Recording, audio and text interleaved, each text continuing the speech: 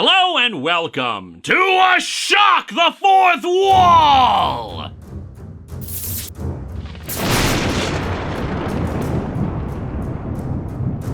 We continue our look at manga revolving around that gal who loves retro physical media, The Ring. Today's episode, Ring Volume 2, is an adaptation of Ringu 2, though I should note that this is not the second Ringu movie exactly. Next year, when we cover Volume 3, I'll get into the fine details of this, but to make a long story short, Ringu's original sequel, Rasen, was a critical bomb, so a year later they quickly created Ringu 2, to much better acclaim. It's not surprising then that the second volume of the manga decided to just go straight to that. More surprising is that they still ended up adapting Rasen as Volume 3, but like I said, we'll talk about it next year. So like with the other franchises I've covered, let's do a quick rundown of my thoughts on each of the films. And only the films. I haven't watched the TV shows.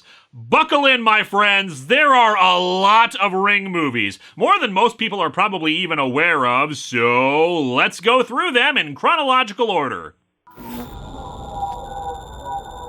The very first adaptation of the book. More a curiosity if you're a fan of the franchise already than something you should see on its own. It follows the novel for the most part, although it has a bit of a sleazy exploitation feeling to it because of all the nudity, surprising for a TV movie at that, and the addition of an incest angle that affects nothing. It's not the worst, but it's not very good. It's great, of course. What's interesting about watching this movie nowadays is that it's hard for me to even call it a horror movie. It's suspenseful, certainly, but it's really just a supernatural mystery that has one horror scene at the end. Awful. There's a gem of a good idea for a sequel about a man consumed with grief deciding to kill himself with the tape and then end the curse, but it's all bogged down in a nonsensical plot trying to give a scientific explanation for how the ring curse works. And then Sadako is reborn and plans to destroy the world or something. It's just bad.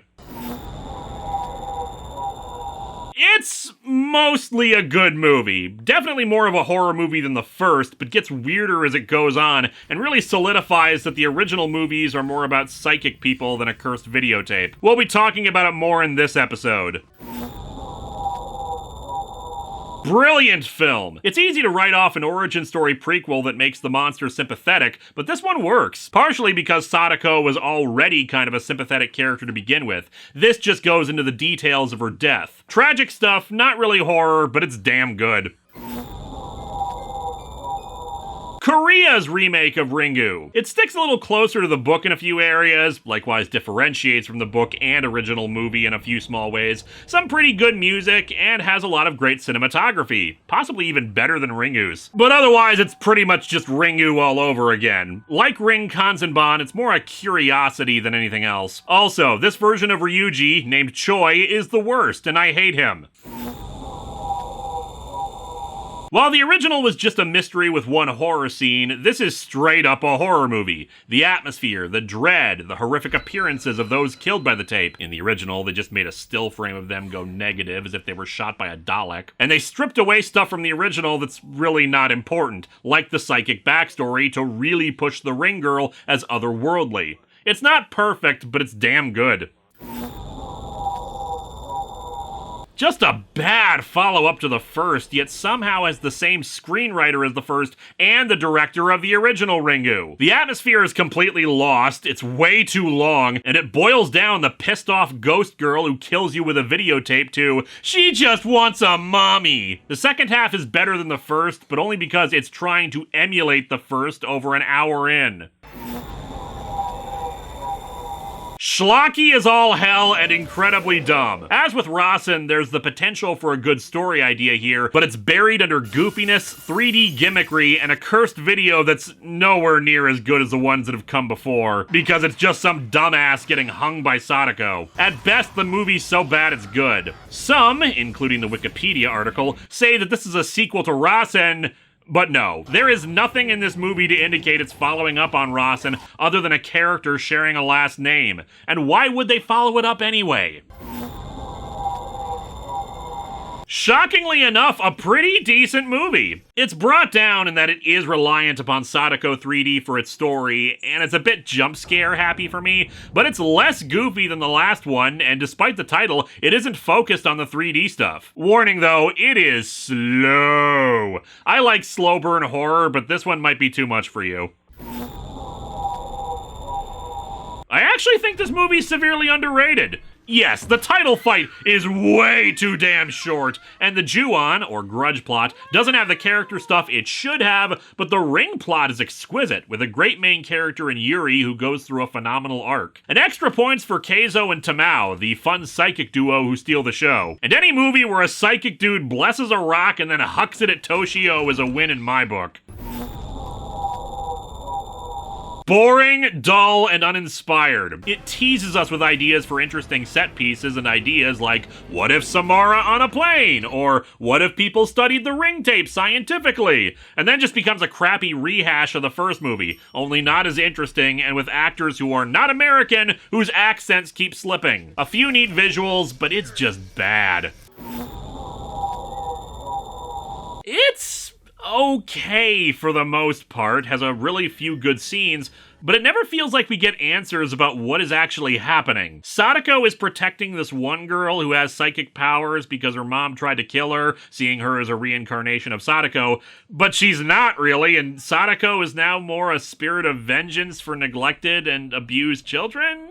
I guess. And yet, it's not a reboot. She still has the same backstory, just there's no videotape or even a viral video, though a kinda sorta Ring tape starts spontaneously appearing later in the film. It's not bad, but it is confusing. But wait! That's not all the Ring movies. As I said last time, in China, they have a bunch of unlicensed versus movies, a lot of which feature a bunch of other ghosts from Japanese legends and horror films, like Teki Teki or the Slit-Mouthed Woman. And a few of those also featured Sadako. So, here we go. Despite not being able to find any subtitles for this movie, the plot is actually fairly understandable and the two fight scenes enjoyable, if brief. Sadako is basically the villain for the first half hour, then Bunshin Saba, or Bishin as it's pronounced in the film, is the focus for most of the rest. Weirdly, despite Bunshin Saba having a bunch of movies carrying the name, this is the first time the character, this red ghost, actually appears. The rest are unconnected other ghost stories. And yet it feels like there's a lot of mythology and history to the character. The movie's okay, for at least the part I can understand. It's possible the dialogue is utter trash, but Sadako gets some good moments in. The plot is generally the same as the first one with a few new details. Sadako is killing a group of friends, need to summon Bunshin Saba to be protected from her. The fights are longer, but not as satisfying. A lot more quick cuts and fast motion blurs, and not as imaginative in the combat. But there is some new stuff in there. It is connected to the first by way of a returning character who has primitive Ghostbuster equipment, and they even managed to lock away Sadako in a containment unit that they hope will eventually sap her power, but she escapes. Still a good flick, but I think the first one was better. AKA Bunshin Saba vs. Sadako 3. And its production apparently got hampered severely because of COVID, making it the shortest movie on this list at 1 hour, 18 minutes. I also can see why it isn't called Bunshin Saba vs. Sadako 3, despite continuing elements from the last one, because the two don't actually fight in it. Instead, the two need to team up to fight a Thai ghost, Jarona, more well-known as a Kuman Thong statue. It's an overall good movie with a great emotional core and some decent scares, but the production issues really show with its reduced runtime, plus the fact that it takes like 45 minutes for Bunshin Saba to show up, and longer than that for Sadako to come in. Still, Sadako sacrifices herself to stop Jarona, so that's something. Also, why the hell is this called Hoichi the Earless? That ghost doesn't show up. Unless it's supposed to be this guy, who's barely a cameo. If there are any more movies aside from parodies that feature this franchise, I'm not aware of them. There is a 30-minute Chinese short called Sadako Returns, but I've never seen it. Major thanks to the channel Media Isekai for letting me know about all these. They're kind of what got me going on this Ring and J-horror kick this year. With that out of the way, let's dig into The Ring Volume 2.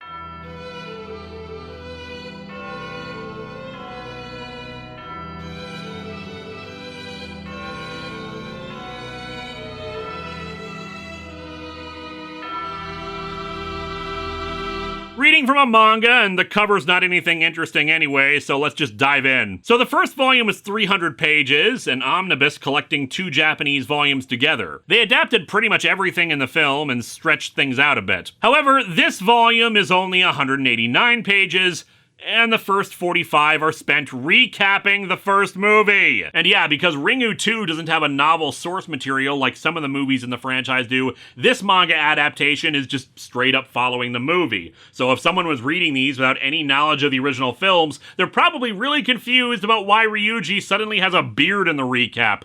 Also, get a load of this description of the book from the back cover. Ring 2 takes on the kind of sci-fi action and horror reminiscent of Steven Spielberg's Poltergeist, and gives it a fascinating scientific bend. Yeah, it's just like Poltergeist, in that both movies have psychic people and ghosts in them. Oh my god, guys, Ringu 2 is just like The Haunting, or Amityville Horror, or Fateful Findings. Man, I must have missed the part of Ringu 2 where a dude rips his own face off. Anyway, we won't cover the full recap here, just the bits that were changed or are interesting to note. For instance, as I said last time in the movies, it was Dr. Akuma who threw Sadako in the well instead of the sanatorium doctor. We also get a better, if weirder, presentation of the mirror shot of the ring tape. In the first manga, it wasn't that great, basically just 2 panels side by side without the mirror even moving. Whereas here, it's done vertically. 2 shots of Shizuko brushing her hair, 3rd panel of Sadako, then final panel of Shizuko looking at her. But that mirror shot is clearly of an adult Sadako, not the kid version that's in the mirror shot. Man, VHS is such an old medium that even child Sadako in the tape has grown up at this point.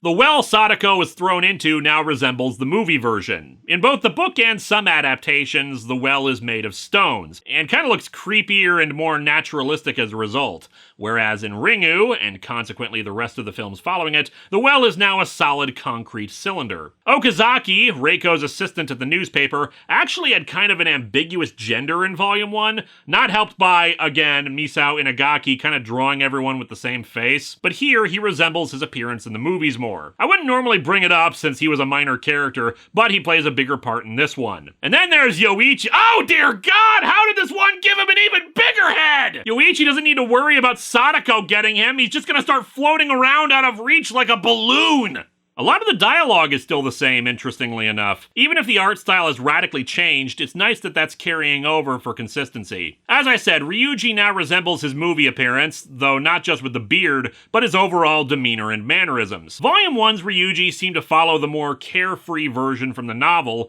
whereas the recap resembles the movies, who, while still at times seems to be uncaring about the curse's effects, wasn't treating it like a game and was more serious-minded about it. The recap also included a weird and completely unnecessary detail that wasn't in the first volume. When Mai first appeared and there was the awkwardness of Reiko seeing the girl who could be his ex's new girlfriend, the two briefly left. Mai, seemingly jealous about Ryuji spending time with his ex, went over to a board with some math equations on it and changed one just to mess with him. It's a bit that affects nothing in the movie and was rightfully cut from the manga, and it affects nothing in this story, so why include that in the recap? Or does it turn out the real way to end the curse was Ryuji's proof of Fermat's last theorem, and Mai has to fix what she screwed up here? So remember how last time I mentioned how the Ring series in Japan is more about psychic powers than anything else? Well, it's time for some backtracking about that. See, what the manga left out was another little detail of some import. Ryuji has psychic powers as well, and the recap is putting that detail back in. I mean, they're not especially useful psychic powers, it's more like he can just sense ghosts and there's some minor precognition and telepathy. It's not like we're gonna have some psychic showdown between Ryuji's ghost and Sadako. Though admittedly, I've just come up with an even better movie where Sadako fights Mewtwo. A detail from the movie that's partly put back into the recap that's not important, but helps with the supernatural aspects of Sadako, is the implication that Dr. Akuma wasn't Sadako's father. That Shizuko, well, they're not explicit about it, but almost like Shizuko had boned a Lovecraftian sea monster or something. The movie is a lot less crass than I am about it, but that's what it comes down to, or like a sea spirit or something. Sadako, in turn, would often speak to the ocean in an inhuman language, but she was happy when she spoke it, so at least it was a friendly conversation. The ocean broke up with Mako Tsunami and got together with Shizuko, I guess. Hope it was a good parent for Sadako, at least. And Sadako's skeleton in the well looks more like a wet Muppet in the recap. It's time to die from Ghost Girls on the Muppet Show tonight. Sadly, the recap doesn't show the full sequence of Sadako coming out and attacking Ryuji in this, just her emerging from the well. Also, his apartment complex now looks like a frickin' cell line in a prison or something, jeez. But yeah, Reiko realizes that she needs Yoichi to make a copy of the tape and show it to someone, choosing her father, and we'll get into that this time. Finishing up the recap. And now, the conclusion. It's a few days later, and Mr. Yamamura is brought into the city to try to identify Sadako's remains found in the well. Yep, I'd know that skeleton anywhere. Yeah, he thinks there's no doubt that it's her, though the detective in charge of the investigation, Omuta, says there's some confusion about all this because Sadako's birth was never registered by Akuma or Shizuko. After being informed that Akuma died shortly after he sold his property to the resort, Mr. Yamamura laments that he's now the last one involved in the events so long ago that's still alive. And Sadako seems to take some umbrage with that, since some hair slips out from under the morgue cloth and falls to the ground. In the movie, this seemed to be something only Mr. Yamamura noticed, though in the manga it's almost as if Omuta notices it too, but doesn't really care. You see it all the time. Corpses just cough up hairballs sometimes. Mr. Yamamura says they should just burn her remains, but Omuta says it isn't that simple. Ryuji and Reiko were the ones who found the remains, but now Ryuji is dead under mysterious circumstances, and Reiko is missing. Oh, but here's where we really separate Ringu 2 from the first. As I said, Ringu is more like a supernatural mystery with a bit of horror in it. But Ringu 2 decides that it's going all in on the horror, and it starts out with this revelation. They performed an autopsy on the remains, and it indicates that Sadako only died a few years ago. She was alive in the well for 30 years! Yeesh, that is horrifying, blood-curdling, and just in general, a terrifying concept. And it explains why her curse, especially demonstrated in later movies, is so powerful. And I don't buy it for one damn minute! The big reason should be obvious. The human body needs food to survive. Even if she was able to survive on the well water, she could only last a few weeks at most without food. The hell was she eating? Bugs that were crawling around in there? Oh, but of course there are also her normal bodily processes. There wasn't a lot of room down there, so she was probably doing it where she was living, in a big pool of water that she probably drank out of. Next, while she certainly could survive the drop into the well, she was probably injured. Otherwise, she could have just used some of her psychic abilities to escape. After all, if she could kill a man with those abilities as a child, she could summon help, or move the lid, or something that would have helped her escape. How long could she live with those injuries remaining untreated? Then there's just sensory deprivation. What's that gonna do to her brain when she's down there for years with nothing new to do or see or experience? Sure, madness almost assuredly, but just in general, your brain might start shutting stuff down because it doesn't think you need them anymore without sensory input to them. And even if you ignore all that,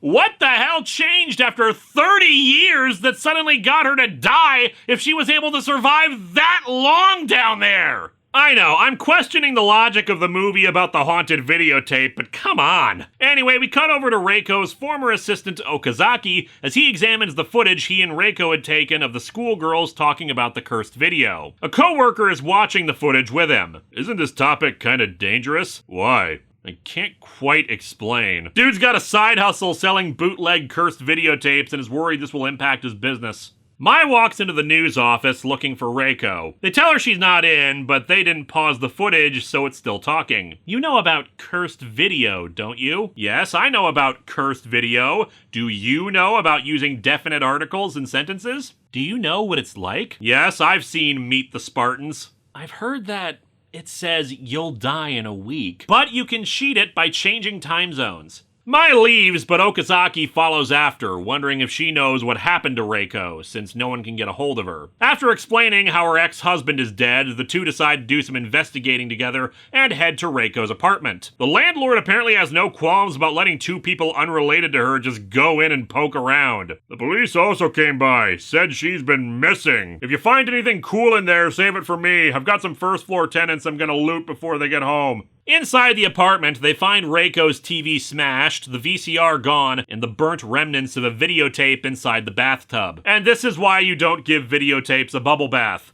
I don't think this is the right way to clean VCR heads. Anyway, Maya's suddenly sickened and has to go throw up in a sink. We soon see why. She has a vision of Reiko making the decision to have her father watch the cursed tape to save Yoichi. Yeah, Maya is psychic too. I wasn't kidding last time when I said this series is just full of psychic people running around, and Ringu too probably has the most of the series. The apartment phone rings and Okazaki answers. It's the police, trying to inform Reiko that her father has died. We cut over to her father's house, where Detective Omuta is once more leading the investigation and is called over to the body. Omuta, will you take a look? It's not a normal death. And indeed, his expression kind of says it all. My God.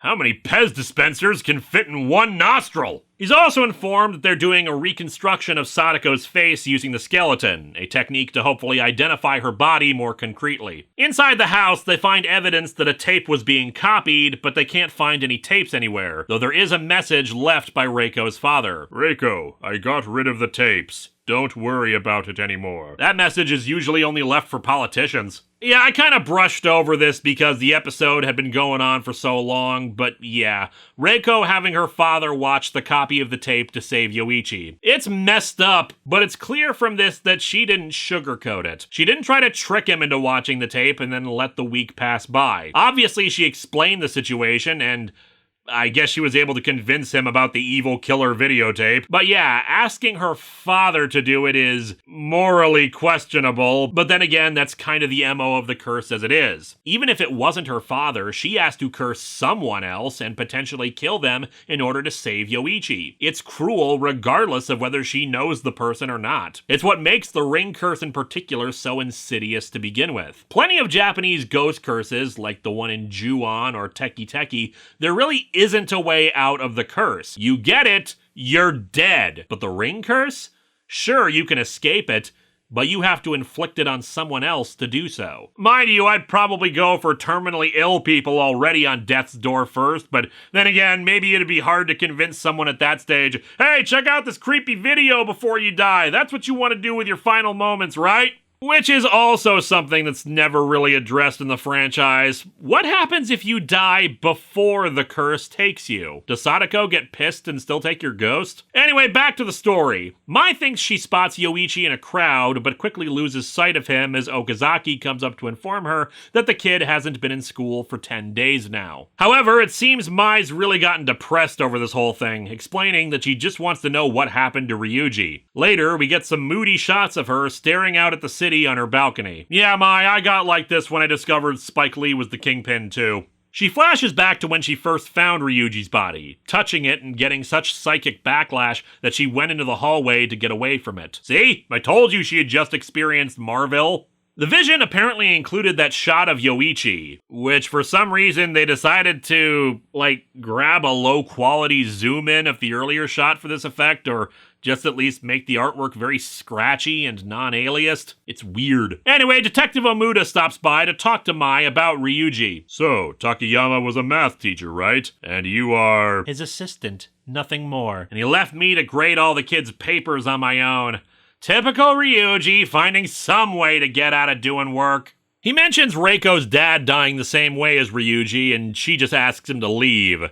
And he ignores her. Ryuji Takayama and Reiko Asakawa found the dead body at the bottom of a well. We still don't know who she is, but she died only a couple years ago. Can you believe it? She was alive for over 30 years inside a sealed well. We're looking into it, but it turns out she's been cursing random objects above her during all that time. So far, we've got a haunted house plant, a dishwasher that kills people, and a cursed carpet fragment.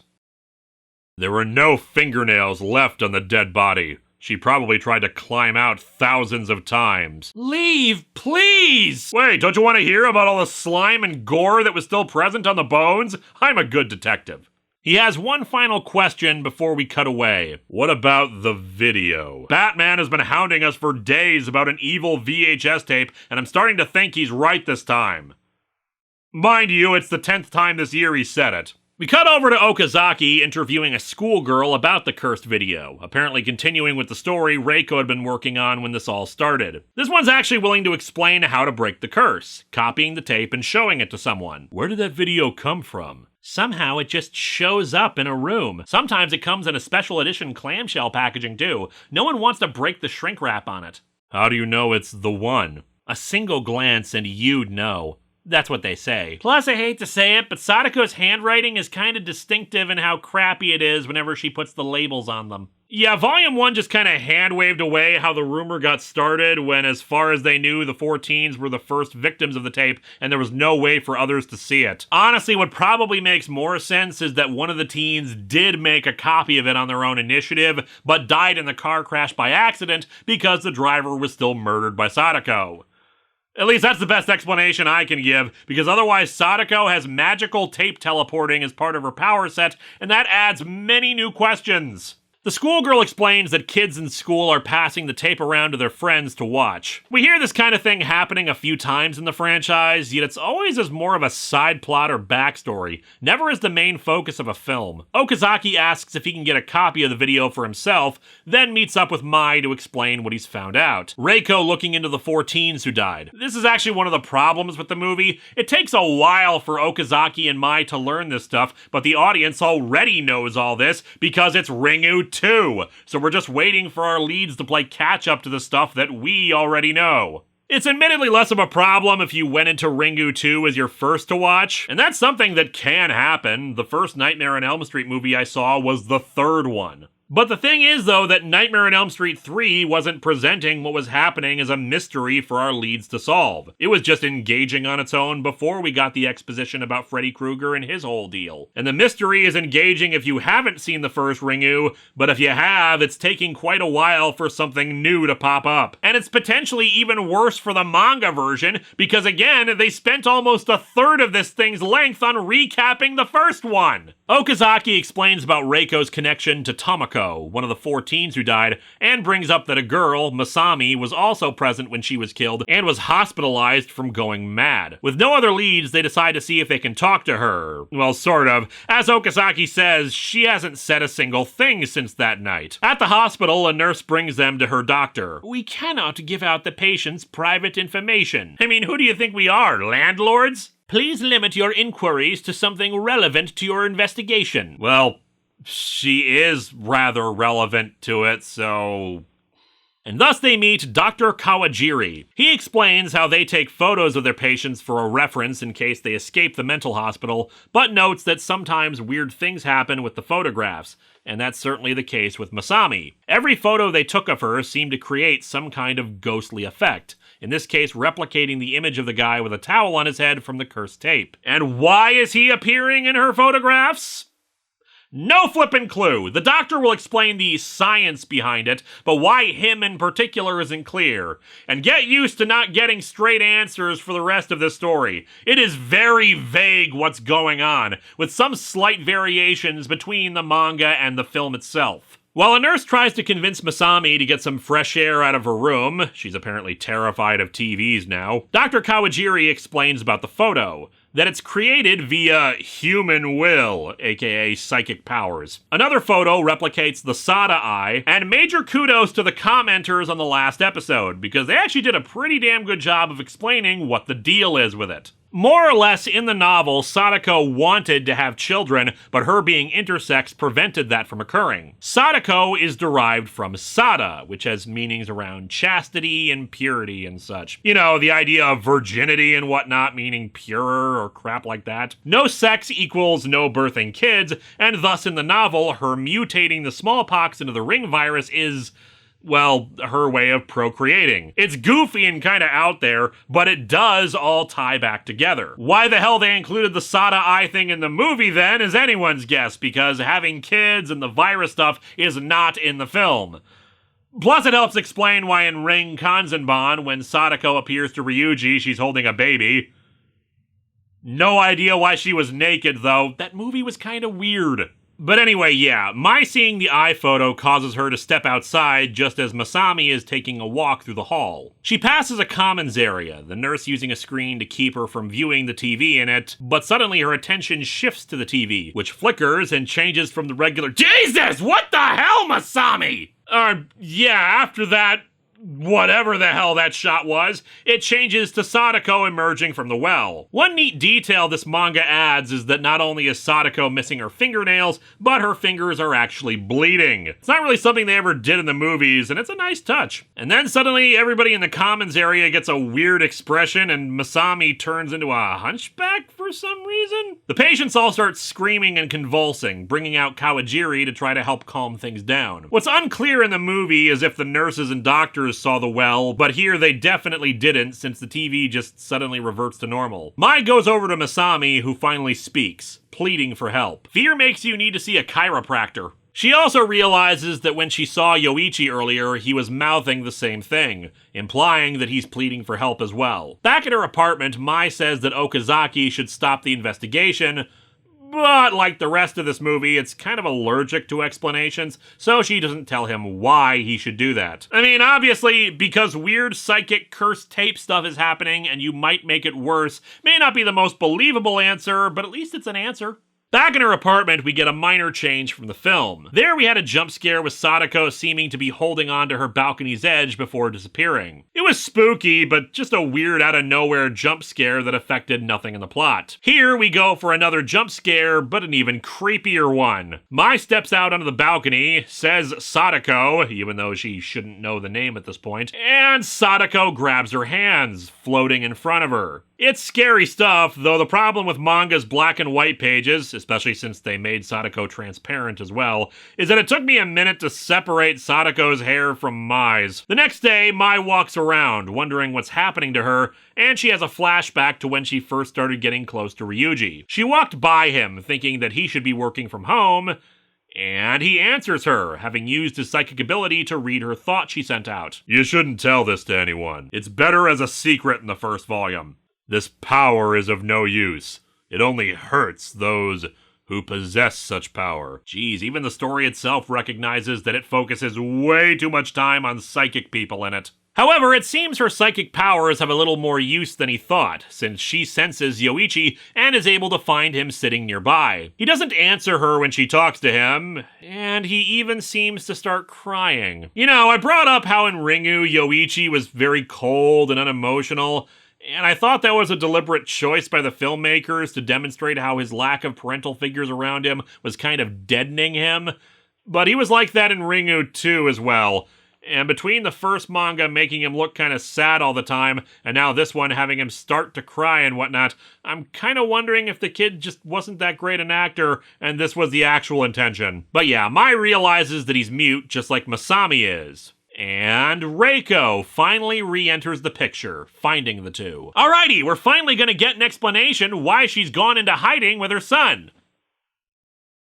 We never get an explanation why she went into hiding with her son. Yeah, this movie is kind of vague in spots about some of its details, and that's kind of a problem when those details are major plot points. They needed Reiko and Yoichi out of the way for the first act so they could do some more mystery stuff, let Mai and Okazaki be the main characters, but they didn't bother to explain why she's out of the way. It can't be because of what happened to Ryuji and her father, like she's afraid of being a murder suspect or something, because there's nothing about the way they died that would imply murder. And hell, it's weird that clearly Reiko didn't stick around with her father since he left a note for her. Wouldn't she want to spend every waking moment with him that she could since he was gonna die from the tape? And same for letting Yoichi spend time with his grandfather before he goes? Anyway, Mai explains about the well appearing whenever she came close to a TV, but Reiko says it shouldn't be a problem. Why shouldn't it be? Masami didn't see the tape or she'd be dead by now. You should be worried that Sadako can apparently manifest outside of the curse. I mean, she sort of could already, but still. Anyway, she brings up Masami's inability to speak, just like Yoichi is suffering too. Reiko doesn't really know what to do about it and tells Mai to leave, though she does grant Mai permission to visit Yoichi because of reasons. The movie had a little more than this, but it was still pretty confusing. Yoichi wrote notes that said he wanted to go outside and go back to school and stuff, and again, no explanation why Reiko isn't okay with that. And now it's just, yeah, you can come visit my son for no reason. Meanwhile, with Okazaki, the schoolgirl he interviewed shows up at his desk. She's gotten a copy of the cursed tape for him, but it seems like she had to watch the tape in order to get it. Thus, she's cursed. She doesn't want the money he promised for it. She just wants a promise that he'll watch it before the 7 days are up. He promises and she leaves. We'll come back to this, but it's weird how at this point, Okazaki basically is reduced to being a subplot in the movie. And even weirder, his subplot feels more like a Ring plot than the actual main plot. He shoves the tape in a drawer for now, and I guess the reason why Maya is allowed to spend time with Yoichi is so he has someone to play with and teach math to him. She asks him why he was at the train station the other day and if he was running away. He shakes his head, instead answering and writing, long-haired woman, referring to Sadako. So is Sadako stalking him? Why would she care after the curse was passed on? And how does that answer why he was at the train station? In the movie, there's an implication that Yoichi is being possessed by Sadako, but that's it. Just an implication. And the implication is pretty much lost by the climax. Can you tell that the movie was rushed? Because I can! Reiko explains that after she and Yoichi got home from her father's, the image on the TV would turn on its own, probably displaying the well like with Masami. Mai asks if she'll consult with Dr. Kawajiri about this. To see if my son is one of them? Unsurprisingly, yes, Yoichi has psychic powers too, probably inherited from his dad.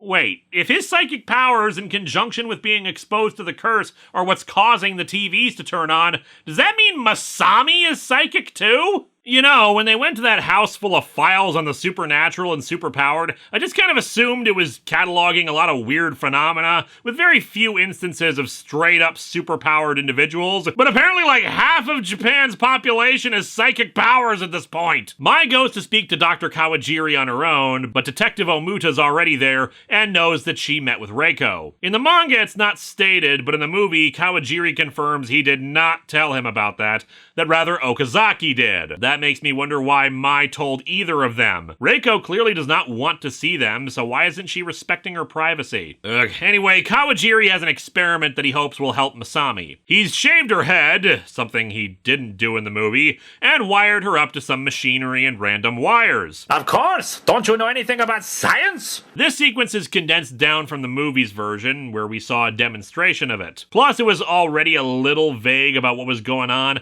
but I think what's happening here is that Kawajiri believes the problem is not so much ghosts, but an excessive amount of psychic energy. And thus, they just have to drain away the excessive energy, and it should heal her. Mai objects to this, particularly them taping it, because it will project the image of the well, and anyone who sees the well dies. Okay, did Reiko explain the cursed tape to Mai off-screen? And she realizes it's not just the image of the well, but the entire cursed tape, right? And what would it even matter anyway when Masami never saw the cursed tape? She only saw Sadako. And again, does this mean Masami is psychic too? They turn on the tape to record this, which apparently they needed Okazaki specifically to come in with a fresh one, instead of, like, having any random nurse or intern buy one from a Target or something. Kawajiri, or perhaps Omuta, this panel is not clear which of the two is talking, states that it isn't a videotape that's killing people, it's fear energy, whatever the hell that means. They have Masami concentrate on the camera, and this somehow makes her project images from the cursed tape into their recording equipment. Kawajiri is fascinated by the image of Shizuko, but Masami suddenly starts convulsing. Out of concern that they're basically watching the cursed tape, Masami grabs a chair and smashes the equipment, including ripping the tape to pieces, before she passes out too. What are you doing? She's trying to save you from this kinda stupid, rather bizarre plot, dude. She's the real hero here. Anyway, bye Masami. See you in Sadako 2019. Later, Okazaki heads back to the news offices looking rather bummed. Hey, Okazaki, she called many times. It's been a week, she said. She's that high school student, right? Yeah, she's one of my customers for my blank videotape delivery service. Business is booming, but exhausting. He calls the girl, Kane, and lies to her, saying that he watched the tape. It's left ambiguous whether he believes the curse and just doesn't want to die, especially after what just happened with Masami, or if he doesn't believe it and wants to prove it's not going to kill her. And this is an ambiguity in this story I can get behind, because in the end, his motivations don't matter so much as the effect it has by his inaction. It's really weird. Okazaki is kind of a douchebag in this movie. He doesn't watch the tape after promising to. He tells the cops Mai met with Reiko. In the movie, he actually gets really pissy and almost physical with her, yet his subplot is far more interesting than the main plot. Mai is a much more likable character, but she's stuck in the goofy psychic crap that drags this story down. Anyway, after Mai recovers, she talks with Kawajiri and Omuda. Kawajiri explains about Shizuko and the failed psychic demonstration and how he's following the same research that Dr. Ikuma was pursuing with it. Ikuma stated, "Thoughts are alive. Human thoughts are some type of energy that can materialize into substance." Okay, I'm going to materialize boatloads of money and software that will edit my videos for me so the episodes can come out on time. Not working. Maybe Ikuma was an idiot. But yeah, he just confirms that the tape contains 30 years worth of vengeful, angry thoughts from the well. Then we're all... You're all what? Tiny-nosed? Because that's mostly just you, Mai. They all died just because they watched the video? Asakawa's father, too? But why her father? Her son must have seen it. Please, everyone's already figured that out. Omuda gets a phone call about Kane's body being discovered. He brings Mai along to show her, and they can tell from the expression on her face that this was because of the tape. How many victims now? We must stop this! Where are Reiko Asakawa and her son? What the hell do you intend to accomplish by bringing them in? You do realize that Reiko isn't the one killing people with the tape, right?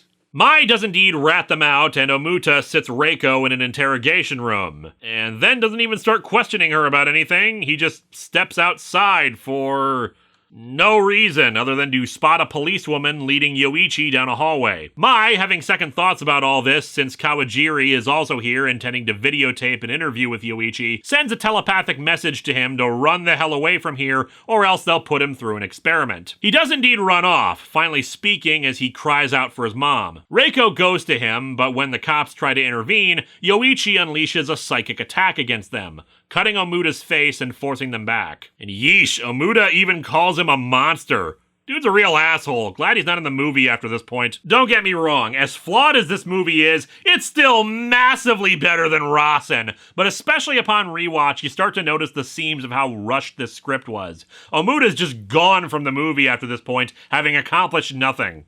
Reiko yells at Yoichi to stop, which he complies with, and the two run out of the police station. However, Reiko apparently decided to run into traffic, and then she has kind of a psychic vision where a bunch of people are looking away from her. Then she spots her father, who's now bleeding from the eyes. Didn't Yoichi survive? You're not holding Yoichi. Now, you may be wondering why this is happening.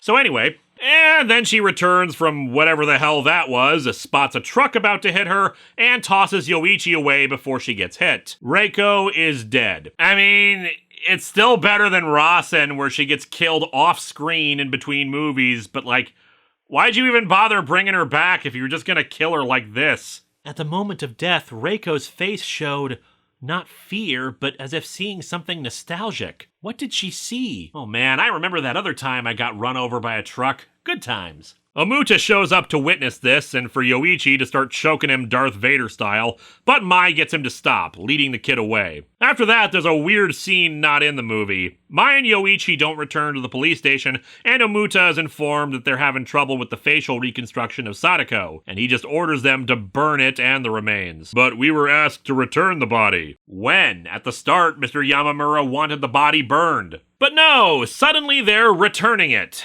It also seems to be a thing that inspires Kawajiri. Back over to Okazaki, he's editing the interview with Kane, and he's trying to delete a segment of it. What's also unclear is whether he's trying to erase it out of guilt or just as part of the regular editing. But again, it doesn't matter. As he keeps trying to erase it, the footage starts looping and repeating in a disturbing manner, until the footage comes to life on its own and starts advancing towards him until he screams. It's a pretty good sequence in the manga, but in the movie, it's easily the scariest part of the whole thing. While I certainly have more complaints about this film than last time, owing mostly to the lack of explanation around some character motivations and plot points, the reason I'd still say the movie is overall good is that it brings the scares and it brings the atmosphere. Sure, the psychic stuff is kinda dumb, but they are at least trying to make it spooky. There's genuine tension and fear during the attempt to drain the psychic energy from Masami, and she's just projecting the ring tape and all. We have more jump scares, the gorgeous shot of blood on the road leaking towards Yoichi when Reiko dies, and of course this moment right here, where Okazaki has ended up creating a new curse, literally haunted by what he did by breaking his promise to Kane. The final shot of the movie that ended up being left out of the manga is that he ends up in the same hospital Masami was in, with Kane's ghost forever hovering behind him to torment him. And it's very competent, enjoyable, scary horror stuff. It's why the decision to focus so much time on psychic energy crap is so baffling. Who walked out of the first Ringu saying, yeah, haunted videotape is creepy and all, but there weren't enough scenes of scientists talking about psychic powers? Anyway, Mai is taking Yoichi to Izu Oshima. Why?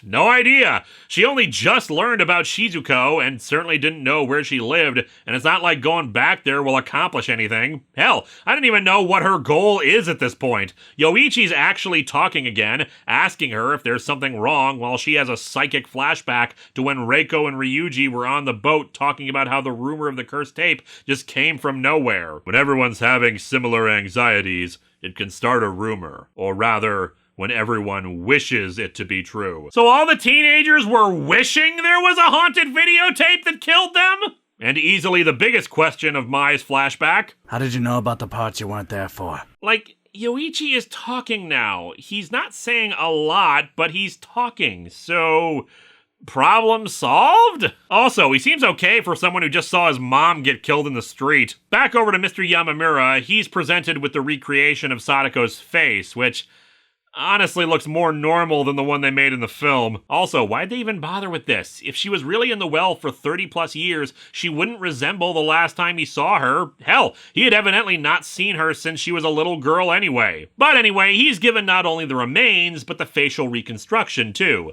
because that seems normal and not creepy at all. He drives his own boat back to the island and screams at the sky, wondering why Sadako hasn't just come and killed him yet, despite his complicity in her mother's suicide. Do you want me to return you to the ocean? Is that it? And thus he dumps the remains overboard. Sadako is actually pretty happy about that, at least until the seagulls start pecking at her remains. Mai and Yoichi end up at the Yamamura house, because it was in the first movie. That's the best explanation for why they'd be back to it in my mind. I mean, points for the fact that they were able to bring back so much of the cast and sets for this on relatively short notice, but it kind of feels like they brought it back because Rasen only had Mai and Ghost Ryuji, and thus they were desperately trying to evoke the feelings from the first movie, even though the results are, well, not well explained. Anyway, Mai tells Yoichi he needs to never use his psychic powers like that again. Even if it's not a case of Sadako possessing Yoichi, it's clear that there's a concern that Yoichi will become the next Sadako, and,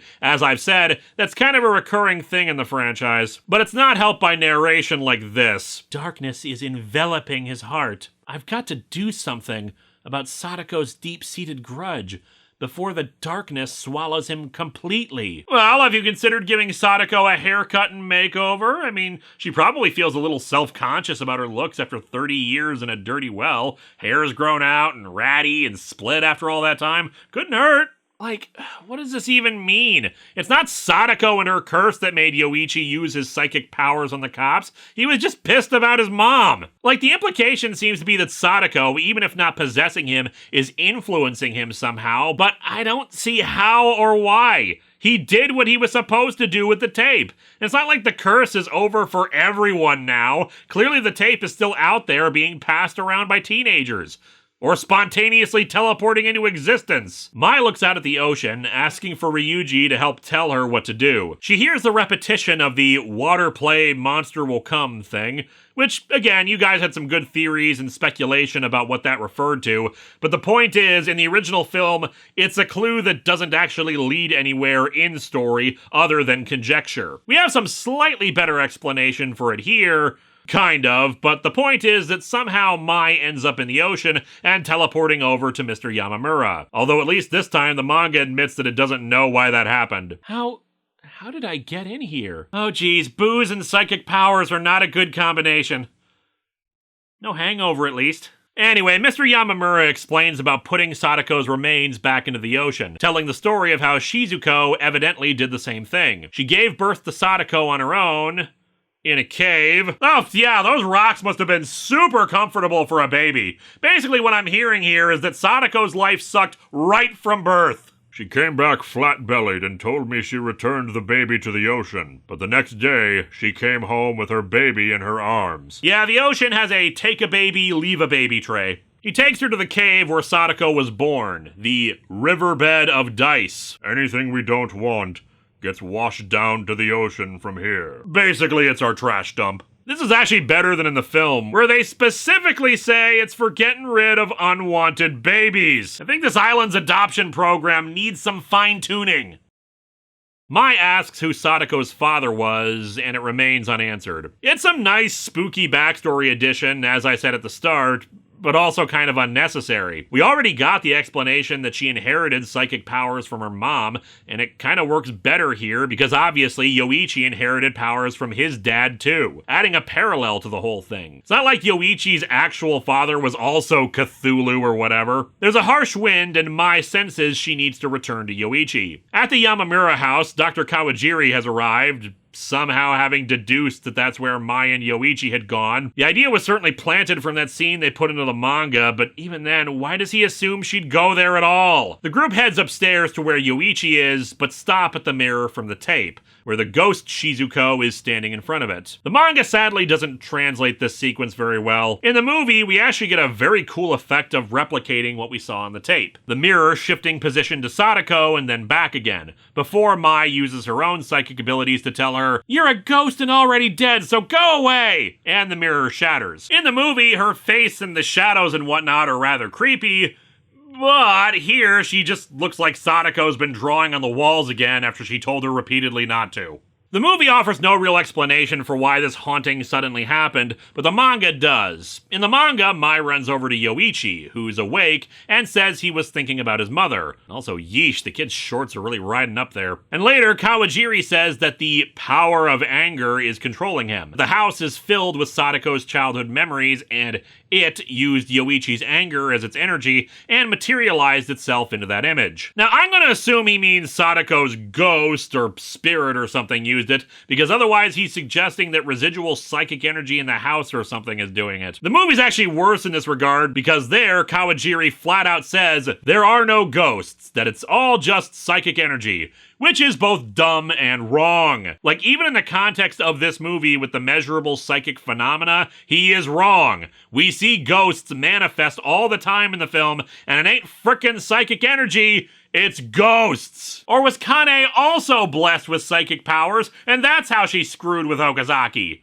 I mean, I wouldn't put it past this film with all the psychic characters already. But then the manga also has this problem with Yoichi's anger. See, I can kind of buy the flat performance in the film as Yoichi having simmering rage, but in the manga, he's clearly sad more than anything else. I don't know, maybe he's supposed to be angry at the world for the loss of his entire family, but there is nothing here to indicate that that's what's up. And this is really what bugs me about all this psychic stuff. What makes Sadako unique as a killer ghost is her connection to the cursed video. Just having her manifest and do stuff outside of that because of psychic energy and crap just makes her a run-of-the-mill spirit that can strike at any time. And if that's the case, what's even the point of the cursed video? Anyway, Kawajiri says that all of his equipment is being delivered to the island and that he thinks that this time he can definitely remove Sadako's psychic energy from Yoichi. Kind of a technological exorcism. And again, at least the manga is acknowledging it's a ghost and is trying to do something within those boundaries, even if it's a science versus supernatural kind of thing. Mai is worried that he's not physically strong enough to go through the process, but his body is the best psychic medium. Why is his body the best psychic medium? Because the Kool-Aid Man is red, and this script clearly didn't get enough drafts before they started filming. Mai volunteers to do it in his place, but aren't they trying to dispel Sadako's energy from him? And he doesn't know if she'd be a better medium, but she says if she watches the cursed tape, that might help. I don't know how it would help, but it doesn't matter anyway because we don't know if she ever ends up watching it. Anyway, apparently this process requires a bunch of purified water to dispel the energy, because I don't know, I think I read once that this was a thing in some spiritualism. But whatever, they set it up in a big pool, Mr. Yamamura happy to help if it means that this will end Sadako once and for all. Mai wonders to herself, a bit only in the manga and not the movie, whether this will actually work. Sadako kindly prepared the method for the counter curse, but did she really? Reiko supposedly succeeded in countering the curse, but ultimately, there may be no way to save ourselves from the curse. Yes it did. It did counter the curse. She lived past the 7-day deadline for quite a while and probably would never have been involved again if not for Yoichi's psychic powers and whatnot. Or are you saying all the teenagers who are engaged in watching the tape and spreading it around are gonna get hit by trucks too? Apparently Yoichi doesn't need to shave his head for this, and they just put the electrodes on his and Mai's heads. It looks considerably less goofy in the manga than in the film, where it almost looked like that thing Rei was wearing in a scene from Ghostbusters 2. Which was done for comedy. The process begins and Kawajiri encourages him to manifest what he saw on the TV screen. Images of his parents show up instead. That's right, your parents are dead and you're totally alone. Now's your chance to become Batman, Yoichi! An image of Mai shows up next, and I guess Kawajiri figures he needs to get the kid mad for this to actually work, so he informs him that Mai was the one who reported their location to the cops, leading to Reiko's death. She admits her part in it, and I guess that really does piss him off something good, since images from the cursed tape start manifesting, including the Sada eye from the tape appearing in the water. This whole sequence is kinda weird in either version, though the way it's presented is different. In the movie, there are what I presume to be souls floating around, and the box with Sadako's remains appears. Mr. Yamamura offers himself to Sadako to end this, and she does take him, but keeps going on even after killing him. And Kawajiri, well, what the hell his deal is in this climax isn't explained either. He seems to go, like, mad with power or something when the souls appear in the water and just grins at this, then drags a piece of electronic equipment over to the water. He and his nurse accidentally trip into it, and they get electrocuted to death. In the manga, we get some key differences. Mr. Yamamura still offers himself to Sadako, but instead of the souls in the box, copies of Sadako appear in the water and pull him in. Nicely creepy imagery, by the way. Kudos, manga. And Kawajiri clearly sees that things are out of control, and his computer explodes in his face and kills him. Man, Windows 11 isn't kidding with those hardware requirements. The nurse isn't there in the manga version. In either version, Mai grabs Yoichi and they suddenly find themselves hanging off of the inner walls of Sadako's well. Yoichi wants Mai to drop him to save herself, but she refuses and they both drop down into the water. A rope drops down from above and Ryuji's ghost appears, bringing Yoichi to her. Yoichi, give me all your fear before the darkness fills up your heart. Give them to me! Wait, fear? I thought Yoichi's problem was his anger.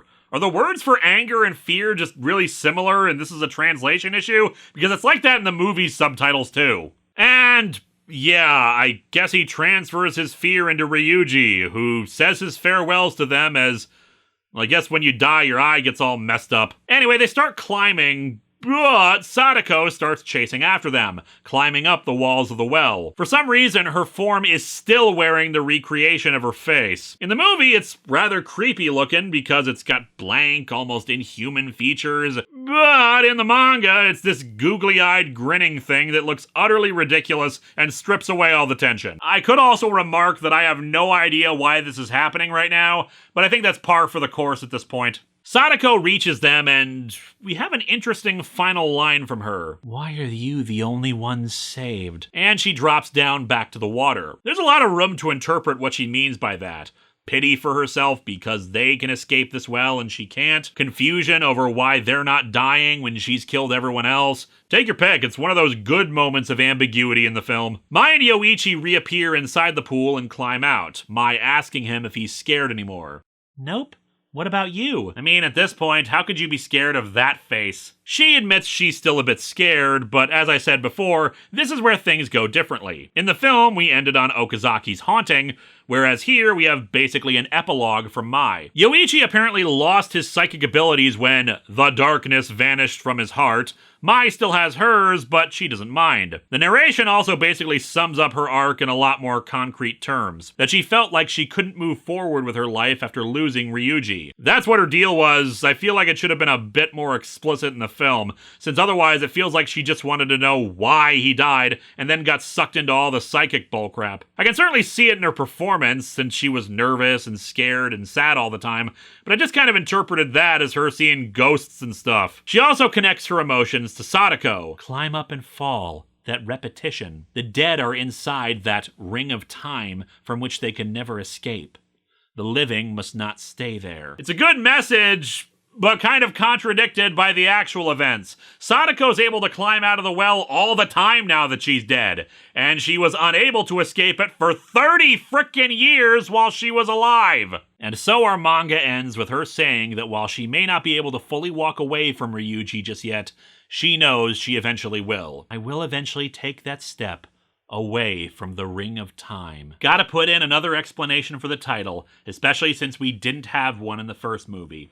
This manga is a mixed bag, but mostly pretty good. A lot of its problems are pretty much the same problems as the film, though it does fix a few things that I felt were mistakes of the film, mostly relating to Kawajiri. Unfortunately, as I've said throughout this review, it still has a bunch of the writing issues with the film, wherein they clearly rushed the script out, more focused on trying to recapture the mood of Ringu after how Rasen completely discarded it. Unfortunately, that meant that a lot of plot stuff just happened because they wanted it to happen instead of giving reasons for why it was happening. However, while it may not be a great film, it manages to coast along on great performances, a lot of effective horror imagery, and clear respect for the original film and wanting to continue its story, elevating minor characters from the previous one to be the new focus fairly seamlessly. The artist on this one is Ko Uchiyama, aka Meimu, who has done a ton of manga work, especially in horror manga. They did a few Ring manga, one hasn't made it overseas, I don't think, and the other we'll look at in the future, as well as one of the Ju-On manga, and some Mobile Suit Gundam stuff. And his artwork is a big improvement over Misao Inagaki's. Not that Inagaki's was bad per se,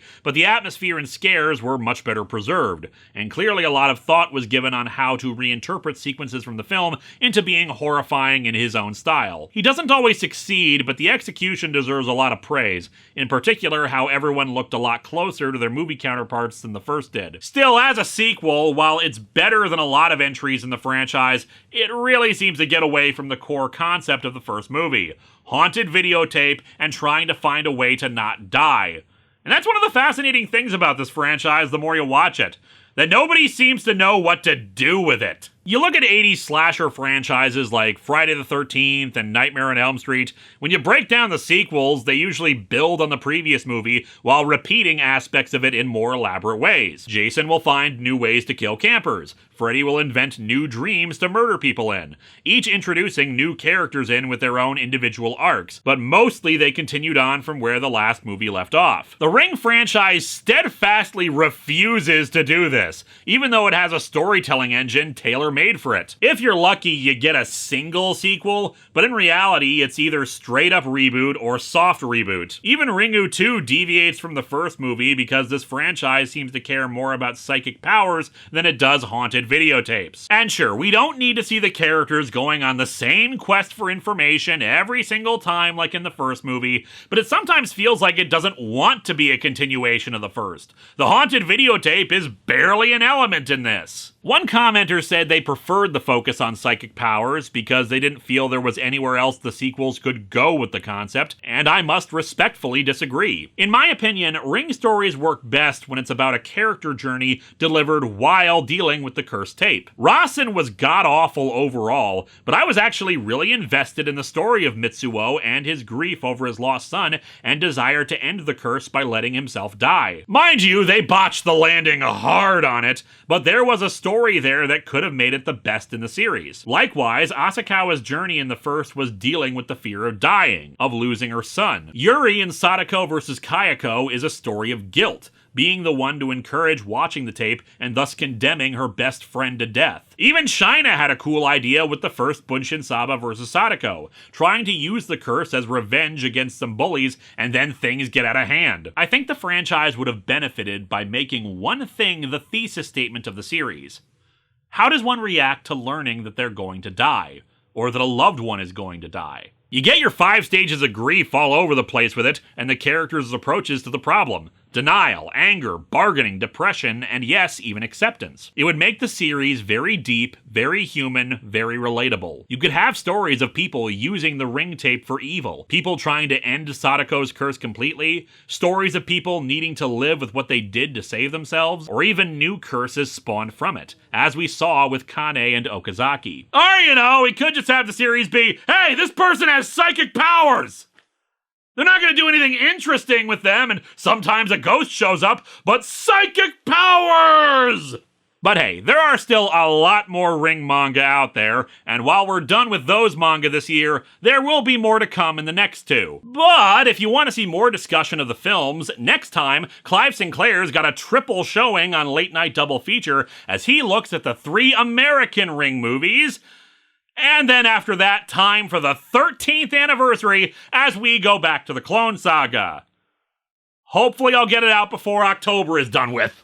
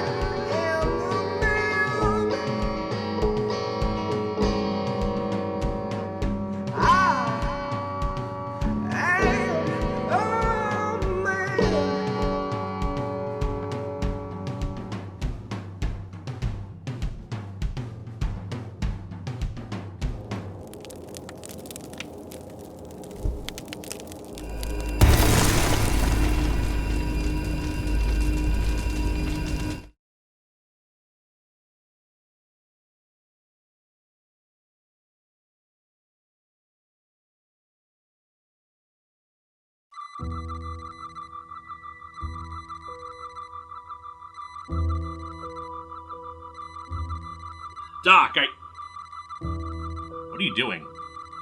Have we always had cats? Yeah, we've always had cats. Just a feeling.